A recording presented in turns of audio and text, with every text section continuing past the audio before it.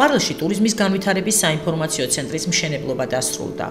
პროექტი, რომლის ინიციატივა ყვარლის მუნიციპალიტეტის გამგებელს დავით ქელხიშვილს ეკუთვნის, ტურისტებს და ყველა სხვა დაინტერესებულ პირს საშუალებას მისცემს საჭირო და კვალიფიციური ინფორმაცია დროულად მიიღოს. საინფორმაციო ცენტრისთვის ყველაზე შესაფერისი ადგილი შეირჩა და ის მუნიციპალიტეტის შესასვლელში, მდინარე ალაზნის ხიდთან განთავსდა.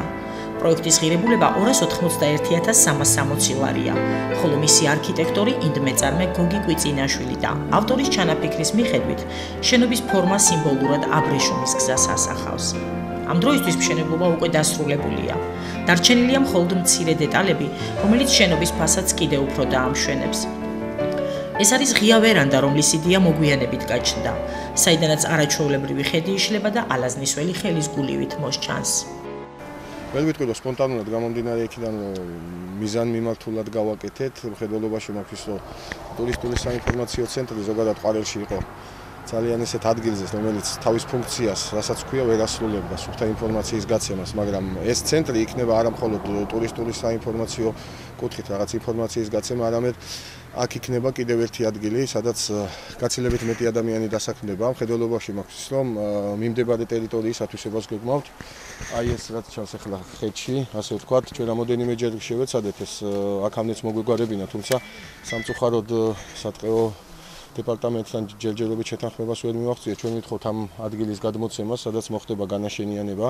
აქ იქნება როგორც ადგილობრივი პროდუქციის, ასე ვთქვათ, გამოფენა, გაყიდვა, ასევე გეგმავთ ბანაკის სტილში რაღაც კემპინგის ვარიანტში გაკეთებას, რომელიც იმ ტურისტებს, ვისაც თქვათ არ ექნებათ საშუალება როგორც ადგილობრივს, ისე უცხოებს, რომ სასტუმროში გადაიხადოს ფული, აქ ძალიან, ასე ვთქვათ, მხოლოდ სიმბოლურ ფასად შეეძლებათ ღამის გათევება.